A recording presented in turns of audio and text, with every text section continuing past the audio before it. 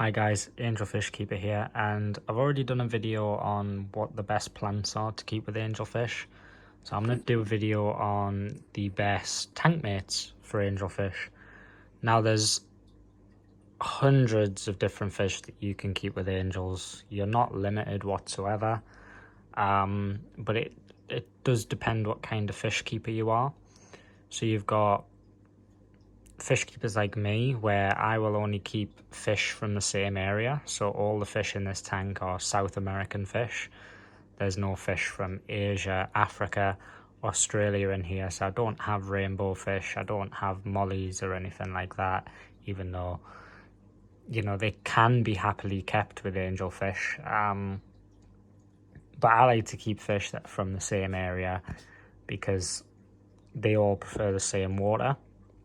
Whereas if you were going to keep angels with, say, rainbow fish or mollies, you're going to have slightly harder water. Not too much more hard, but it wouldn't be able to be as acidic.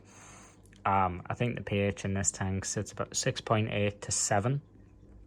So I've got rams, cories, neon tetras, which are the most commonly kept with angelfish, alongside cardinals. Most of your other South American cichlids will be perfectly fine.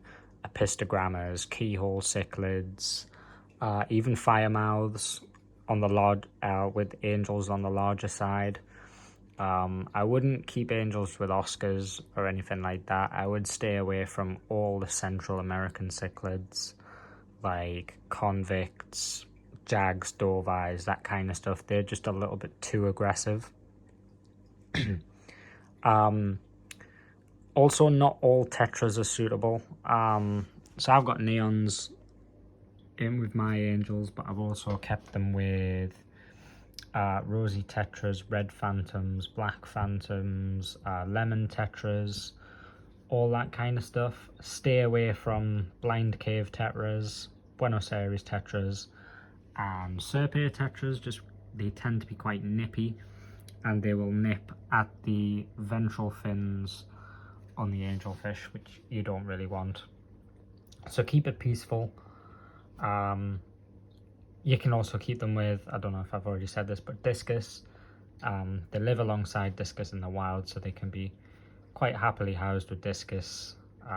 They're not really that aggressive, to be quite honest. Angelfish aggression normally comes from their breeding.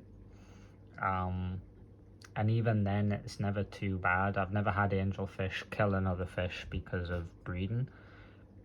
As long as the tank's big enough and it's not too small of a tank, they just kind of push the other fish to the other side and then swim back to the eggs. But if you've got a really small tank, and that's happening fairly often, the fish that these guys end up chasing might get a little bit too stressed and end up dying. It's not physically because the angelfish are being really aggressive. It's just because it's a smaller tank, it looks more aggressive than it actually is. Rather than when you've got a large tank, they very rarely do it unless the fish come really too close. So in this tank, with it being 125 litres, it's roughly just under 3 feet. So if they were to lay eggs on this Amazon sword here, they'd kind of have that part of the tank, and then the rest of it is for the other fish. So there's plenty of room. I would usually have the angels as the biggest fish in there. I wouldn't really have anything bigger than them in there. Although they do well with some types of barbs, but then again, just keep an eye on the nippiness. So probably cherry barbs, Odessa barbs and stuff would be the best fish to keep them with. Although obviously they would never come across each other in the wild. So sometimes it works, sometimes it doesn't. Whereas tetras, dwarf cichlids, and cories are the best mixtures for angelfish. They do really well. Obviously, if you buy really tiny neons and your angelfish are on the larger side, they may eat them, so I wouldn't go for anything like ember tetras, which don't get very big. They will end up getting munched, but angelfish, at the end of the day, they are a predatory fish. So anything that they can fit into their mouth, they will try and eat. Good news to that is they're quite slow. They're not very quick swimmers.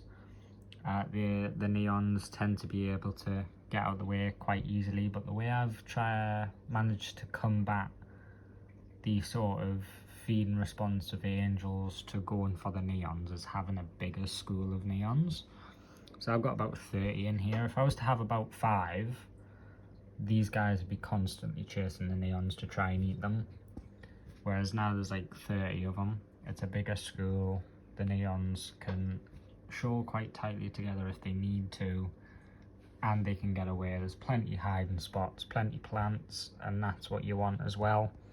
Make sure that the fish can get away. And I don't actually ever turn these lights completely off, because if I do that, I have noticed that angels do chase the neons on a night time with the lights off because they think the neons can't see them. So what I'll do is I'll turn it onto the blues, but the very lowest blue. So it's kind of like a dusk setting, and I leave it on that all night. And it's basically the neons can still see the angels, and that's basically what you want to do for your smaller tetras if you're going to risk mixing them, basically. And basically, yeah, you're not going to mix them with African cichlids or anything like that. Do your own research into what fish to keep, but it's basically tetras, dwarf cichlids, and catfish. But you have got some barbs, mollies would probably be better than platies and stuff, so I'll go for mollies because they're a bit bigger. But that's only if you've got the sort of harder water.